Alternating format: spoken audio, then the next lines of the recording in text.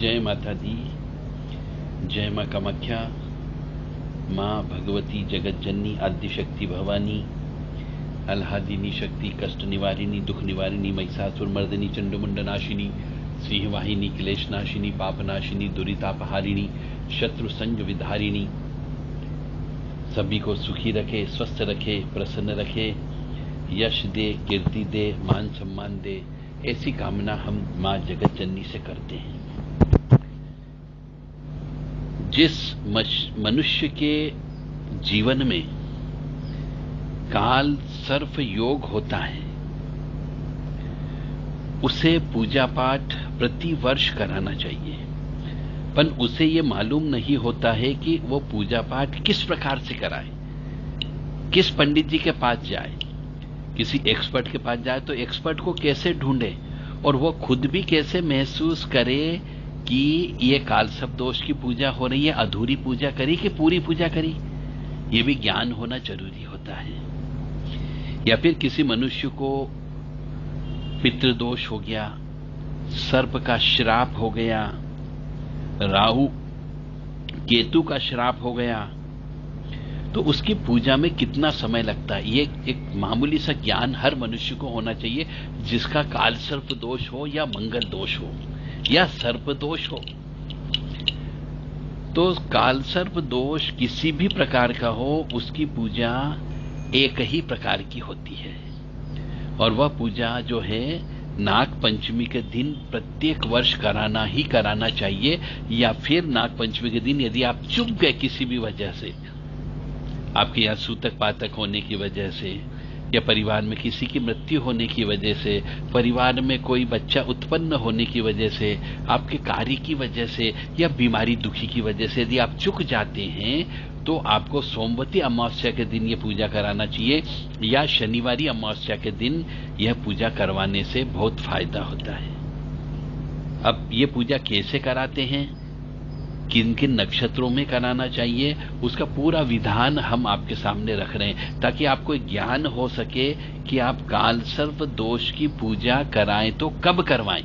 आपको यही मालूम नहीं है, आप तो पंडित जी के पास चले जाते हो और जब चले जाते हो पंडित जी जब चाहे तब पूजा करवा देते। ऐसा नहीं है। कालसर्प दोष की पूजा विशेष विधि विधान से विशेष तिथि मुहूर्त में कराई जाती है। हर कभी कालसर्प दोष की पूजा नहीं होती है। फिर आप इल्जाम लगाते हो किसके ऊपर, पंडित लोगों के ऊपर, ज्योतिषी लोगों के ऊपर इल्जाम लगाते हो और उनको दोष देते हो कि साहब उनने बोला था तो हमने पूजा करा ली। अरे पूजा तो करा ली, परंतु विधि विधान से पूजा नहीं हुई तो पूजा सफल ही नहीं होगी, आपके कष्ट कम नहीं होंगे। और आज के जमाने में, कलयुग में, आप किसी भी पंडित जी से बात कर लो, चाहे उसे पूजा करते नहीं आता है तो भी, आप कहोगे साहब कालसर्प दोष की पूजा कराना है, तो कहेगा हाँ साहब ठीक है, आ जाओ, कल आ जाओ, मैं पर्चा बना देता हूं, और वो कल ही पूजा करा देगा आपकी। तो ऐसा नहीं होता है, पूजा का कुछ नियम है, और वह आपको, यदि आपके जीवन में, आपके परिवार में किसी भी मनुष्य को कालसर्प दोष है तो उसकी पूजा प्रत्येक वर्ष साल में एक बार कराना ही कराना है, तो ही वह व्यक्ति सुखी रहेगा, अन्यथा सुखी नहीं रह सकता। अब सबसे पहले हमारे जो बड़े बुजुर्ग कह लीजिए, ऋषि मुनि कह लीजिए, या शंकराचार्य जी कह लीजिए, उनने भी कालसर्प दोष की शांति का विधान बताया है, और कई वर्षों से प्रचलन में भी आ गया कि जिसका भी कालसर्प दोष होता है, यानी कि राहु केतु के एक तरफ, या तो लेफ्ट में या राइट में सभी ग्रह हो जाते हैं, तो उसे कालसर्प दोष बोलते हैं। ऐसा होने पर मनुष्य के जीवन में सुख नाम की चीज नहीं होती है, इसलिए शांति कराना जरूरी होती है। तो शांति रत्नम नामक एक ग्रंथ है, उसमें भी लिखा है कि कालसर्प शांति का जनक शांति माना जाता है, और कालसर्प दोष की शांति की पूजा नदी के किनारे करवाना चाहिए। पहला नियम कि कालसर्प दोष की पूजा हमेशा नदी के किनारे खुले आसमान में होना चाहिए। खुला आसमान यानी कोई छत वत नहीं होना चाहिए। तो सबसे पहले तो है कि नदी के किनारे आपको करना है, खुले आसमान में करना है, और यदि शमशान में भी कर सकते हो यह पूजा, तो भी फलित होगी, या फिर जहां पर शंकर जी का स्थान हो, यानी 12 ज्योतिर्लिंग जो होते हैं, उन 12 ज्योतिर्लिंग में कहीं पर भी जाकर के आप ये पूजा करवा सकते हैं। और यह पूजा कभी भी घर पे नहीं कराना है, अपने घर पर भी नहीं कराना है, ज्योतिषियों के घर पर भी नहीं कराना है, और पंडा पुजारियों के घरों पर भी नहीं करवाना है। इस बात का ध्यान अवश्य रखें, क्योंकि ऐसा सुनने में आया है कि कुछ लोग जब कालसर्प दोष की पूजा के लिए जाते हैं तो अपने पंडों के घर पर ही वो रुक जाते हैं और उनके घरों में ही वो पूजा विधि विधान से संपन्न करवा देते हैं। तो यह शास्त्र सम्मत नहीं है। कालसर्प दोष की पूजा हमेशा खुले आसमान में होनी चाहिए, नदी के किनारे होनी चाहिए, या शमशान में होनी चाहिए, या शिवजी का जहां पर ज्योतिर्लिंग हो उनके दायरे में होना चाहिए, और विधि विधान से होना चाहिए। अब अगला जो आता है, त्र्यंबकेश्वर को महाशमशान माना गया है, क्योंकि वहां पर 7 धाम है, एक साथ 7 पवित्र स्थल है। गोदावरी नदी का पवित्र स्थल भी यहीं पर ही है, इसलिए यहां पर पूजा कराने पर कहते हैं कालसर्प दोष की पूजा विधि विधान से होने पर यहां पर की गई पूजा बड़ी सफल होती है। अब आते हैं नक्षत्र के ऊपर कि कालसर्प दोष की पूजा कौन कौन से नक्षत्र में कराना चाहिए।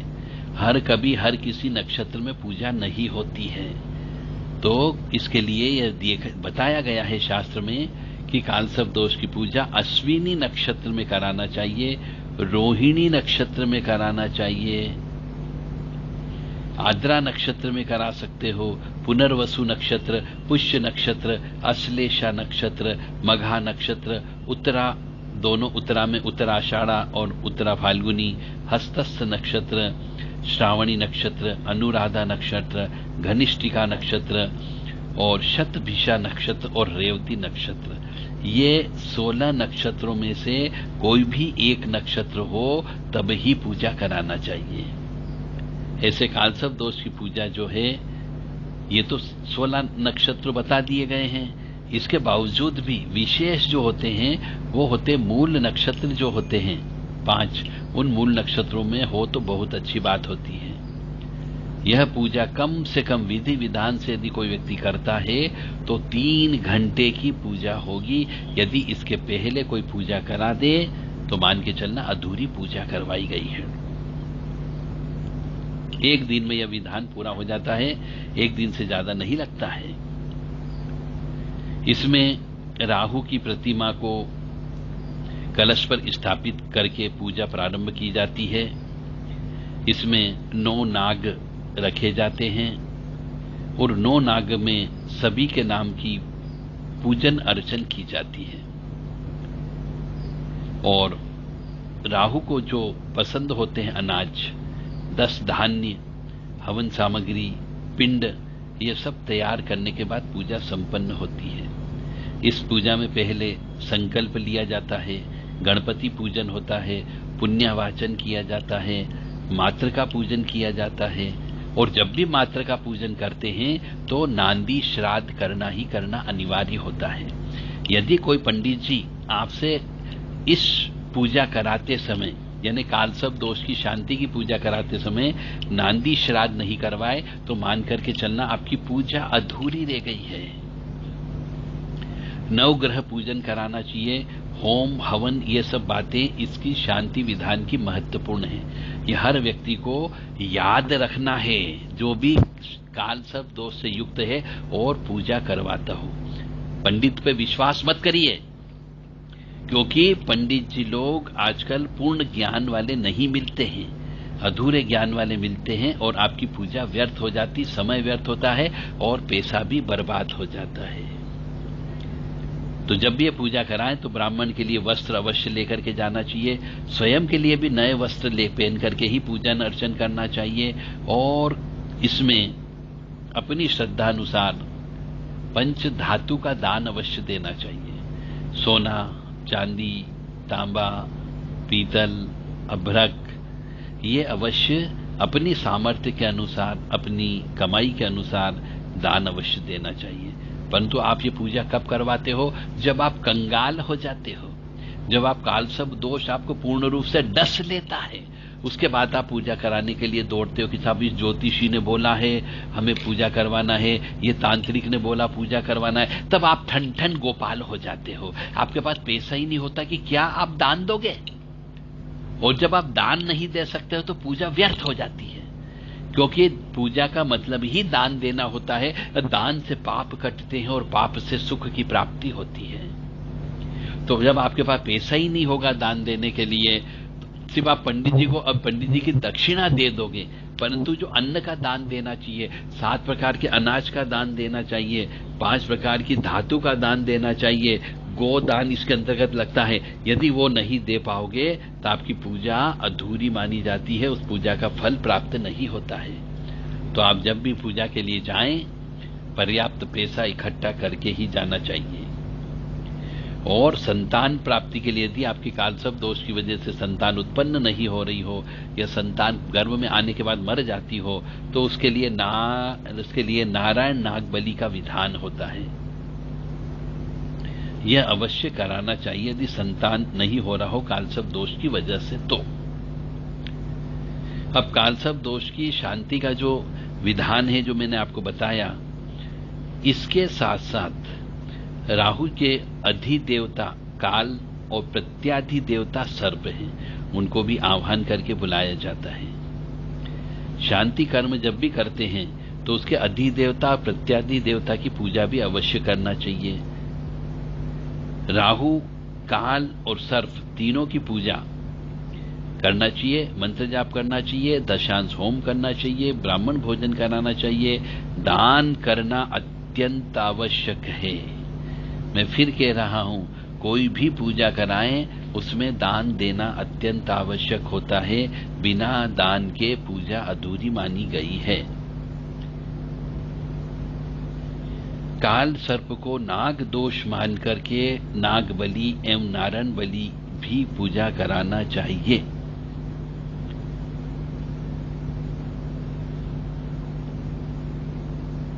पीड़ा निवारण के लिए यह पूजा शांति कर्म जो है यह घर में कर सकते हैं, पीड़ा निवारण के लिए केवल। परंतु नारायण बलि और नाग बलि के लिए तो तीर्थ स्थान पर ही जाना पड़ेगा, जहां पर कहीं पर ज्योतिर्लिंग हो और बहता पानी हो, खुला आकाश हो। यदि आपको कालसर्प दोष की वजह से मन को शांति नहीं मिल रही हो और मन की शांति प्राप्त करना हो, तो तीर्थ स्थान में ही इस कालसर्प दोष की पूजा कराना चाहिए। लेकिन गांव में ही यदि शांत स्थल हो, एकांत स्थल हो और पानी हो, तो विधि विधान से गांव में भी पूजा कराई जा सकती है। परंतु पूर्ण फल प्राप्त करना हो तो शिव जी के स्थान पर ही पूजा कराना चाहिए। और कालसर्प दोष की शांति के लिए राहु केतु के जप किसी से भी करवाएं तो जिस भी ब्राह्मण से कराएं वो शिव मंदिर में बैठ करके ही जप करेगा। घर पर बैठ करके जप करना नहीं लगेगा, आपके घर पर बैठ करके भी जप करेंगे तो भी नहीं लगेगा। तो राहु केतु विशेष तौर से कालसर्प दोष की शांति के लिए कोई जप करवाते हैं तो जिस भी ब्राह्मण को किया जाए वो शिवजी मंदिर का पुजारी होना चाहिए, जनेऊ धारण करने वाला होना चाहिए, संध्या वंदन करने वाला होना चाहिए, तो ही आपके राहु केतु के जप लगेंगे, अन्यथा आपका पैसा बर्बाद हो जाएगा। मेरा धर्म है कि मैं आपको सही ज्ञान दूं। मेरा धर्म मैंने निभा दिया आपको ज्ञान दे करके।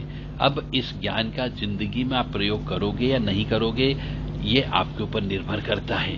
अब भगवान आपको ये नहीं कह सकते, आप भगवान के सामने खड़े होकर के कि हे भगवान मेरे को तो ज्ञान ही नहीं था इसलिए मैंने पूजा नहीं करवाई, और ये पूजा जहां पंडित जी ने बोला वहां पे मैंने पूजा करा दी। तो अब आपका ऐसा बोलना गलत साबित होगा। इसीलिए इन चीजों को याद रखें कि कालसर्प की दोष की पूजा किसी खुले आसमान के किनारे शिव जी मंदिर के आसपास करना चाहिए और कम से कम 3 घंटे की ये पूजा होती है। विशेष 16 नक्षत्रों में ही पूजा होती है और विधि विधान से यह पूजा करना चाहिए।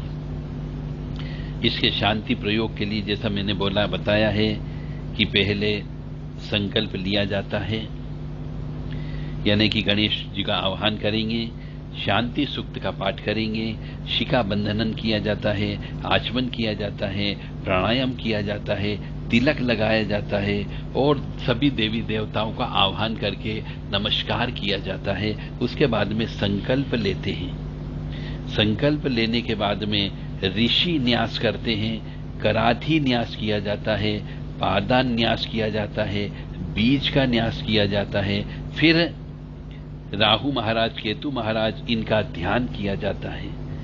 उसके बाद में काल का ध्यान किया जाएगा, सर्प का ध्यान किया जाता है, फिर पूजन किया जाता है। पृथ्वी पे पूजन करते हैं, राहु का पूजन करेंगे, काल का पूजन करेंगे, सर्प देवता का पूजन होता है, विशेष अर्घ्य नाम की एक विशेष पूजा होती है वो की जाती है, फिर प्रार्थना बोली जाती है, फिर राहु कवच का पाठ करना होता है, राहु स्तोत्र का पाठ करना होता है, राहु के मंत्र जप करना होते हैं, काल भगवान से प्रार्थना करना होती है, सभी देवी देवताओं की प्रार्थना करना होती है, 9 नाग स्तोत्र का पाठ करना पड़ता है, नाग मंत्र भी बोलना पड़ता है, फिर संकल्प लेना पड़ता है। जो हमने संकल्प लिया वो किसको प्रियतम करेंगे, फिर अग्नि को जलाना होती है, फिर हवन करना होता है, फिर दान करना होता है।